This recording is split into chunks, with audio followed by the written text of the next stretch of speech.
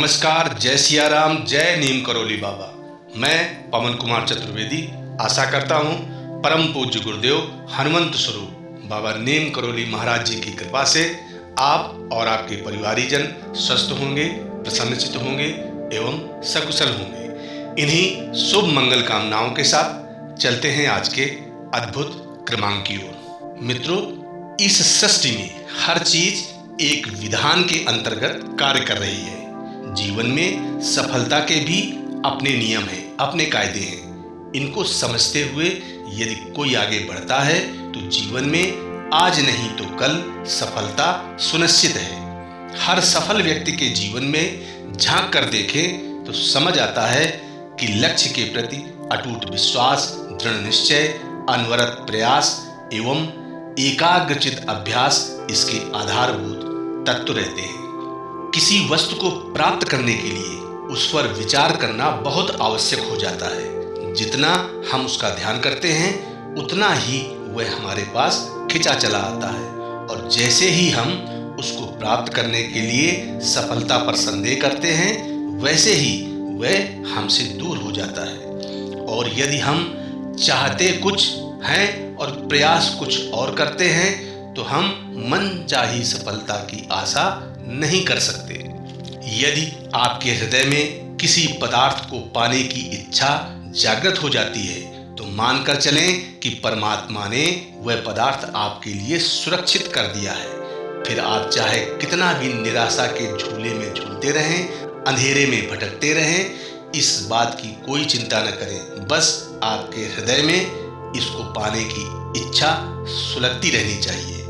यदि आपका संकल्प दृढ़ है, निष्ठा अटूट है, तो फिर आपको वह सफलता अवश्य मिलकर रहेगी। बस आप तो इसके स्वप्न निरंतर देखते रहें, मंजिल की दिशा में अपार विश्वास के साथ बढ़ते रहें। ऐसे कितने सफल लोग हुए हैं जिनकी सफलता पर लोगों ने प्रारंभ में संदेह किया, उनके सपने का मजाक उड़ाया और ताने कसे गए कि वे कभी अमुक मंजिल को हासिल नहीं कर पाएंगे, लेकिन उनका निश्चय अटल रहा।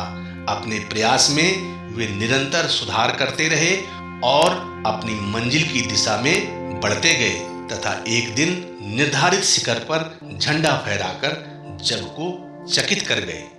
इन पलों में विरोधियों के स्वर पलट गए, सभी इनकी बुलंदी का गुणगान करने लगे और उनकी सफलता के रहस्य पर विचार करने लगे। इन सफल व्यक्तियों की सफलता का रहस्य केवल इतना भर था कि इन्होंने अपनी समस्त शक्तियों को लक्ष्य पर केंद्रित रखा, अपने सकल साधन ध्येय की प्राप्ति हेतु झोंक दिए। प्रारंभिक कठिनाइयों के बावजूद जब वे अपने प्रयास में डटे रहे तो फिर समय के साथ अप्रत्याशित रूप से ईश्वरीय सहायता भी इनको मिलती गई। वास्तव में जब हम पूरे दिल से किसी चीज को चाहते हैं और इसके लिए हर निर्धारित कसौटी पर खरा उतरते हैं तो पूरी कायनात जैसे हमारे पक्ष में खड़ी हो जाती है और आवश्यक संसाधन व सहयोग जुटने प्रारंभ हो जाते हैं। और यह सब अपने हृदय में उठी अदम्य और एकांतिक इच्छा शक्ति का स्वाभाविक परिणाम होता है। वस्तुतः हर श्रेष्ठ इच्छा या कामना ईश्वरीय कृपा या प्रेरणा से ही जन्म लेती है। ईश्वर ने हर व्यक्ति को विशिष्ट उद्देश्य के लिए धरती पर भेजा है। ईश्वर चाहता है कि हर संतान सफल हो, उसके विश्व उद्यान को अधिक सुंदर व समुन्नत बनाने में उसकी मदद करें। यदि हम उसकी इच्छा को समझ नहीं पाते, उस सर्वशक्तिमान से स्वयं को अलग कर देते हैं तो फिर एक बड़ी भूल करते हैं। अपने हृदय केंद्र में विराजमान ईश्वर व उसकी वाणी को अनसुनी करना इंसान की बड़ी भूल रहती है। यदि हम अंतः प्रेरणा के रूप में उठी ध्वनि के प्रति सच्चे रहते हैं तो फिर उसका पूरा सहयोग मिलता है। कहावत भी है कि ईश्वर उन्हीं की सहायता करता है जो अपनी सहायता आप करते हैं।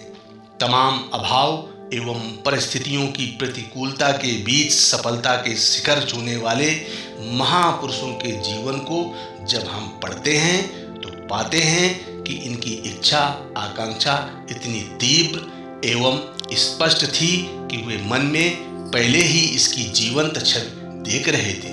उनका अंतःकरण जीवन ध्येय के प्रति उत्साह व उमंग से सराबोर था। यदि आपके मन में किसी भवन का नक्शा ही नहीं बन पा रहा तो वह मकान कैसे बना सकते हैं। यदि आप आधे अधूरे मन से पूर्ण विश्वास के अभाव में आगे बढ़ते हैं तो छोटी छोटी असफलताएं व विरोध आपके मन को हताशा से भरने के लिए पर्याप्त हो जाते हैं और ऐसे में अभीष्ट सफलता से वंचित रहना स्वाभाविक है। ऐसे में मानकर चलें कि दोष न भगवान का है और न किसी दूसरे व्यक्ति या परिस्थिति का। गहरे निरीक्षण एवं आत्मविश्लेषण करने पर हम इसमें दोष अपना ही पाएंगे। हम पाएंगे कि हमारी इच्छा, संकल्प, विश्वास और प्रयास में कहीं अधूरापन रह गया। हम जिस भी स्थिति में इस समय खड़े हैं हम स्वयं ही इसके लिए जिम्मेदार हैं और यदि ठान लें तो हम स्वयं ही अपने भाग्य के विधाता हो सकते हैं। फिर हम जैसा सोचते हैं वैसा ही करते हैं और वैसे ही बनते जाते हैं। इस तरह हमारी सफलता हमारी ही सोच व क्रिया का परिणाम होती है तथा असफलता भी हमारी ही सोच व क्रिया में न्यूनता का परिणाम रहती है।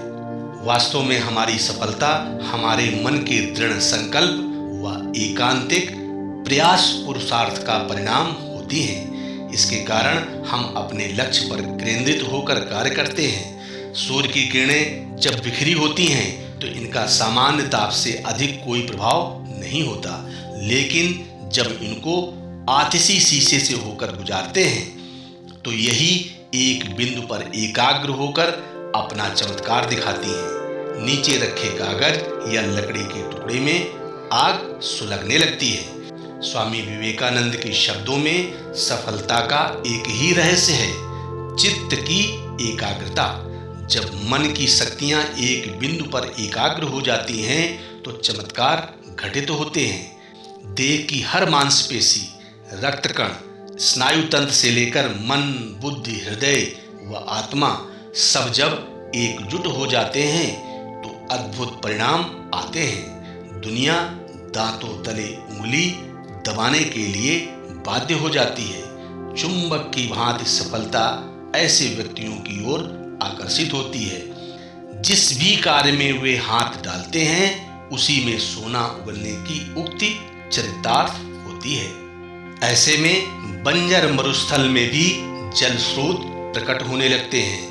भूमि उर्वरा हो जाती है, पूरा परिवेश हरियाली से लहलहाने लगता है।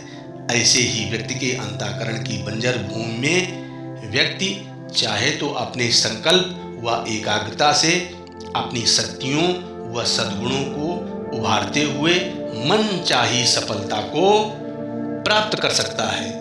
अभीष्ट गुणों का समावेश कर अपने व्यक्तित्व को मनचाहा निखार दे सकता है। मानकर चलें कि यदि अंतःकरण में श्रेष्ठ विचार व संकल्प के बीज पड़ेंगे, अगाध श्रद्धा एवं निष्ठा के साथ इनका सिंचन होगा, अपने भाव भरे प्रयास की खाद पड़ेगी तो इसमें सफलता, प्रगति व शांति की फसल लहलहाकर रहेगी।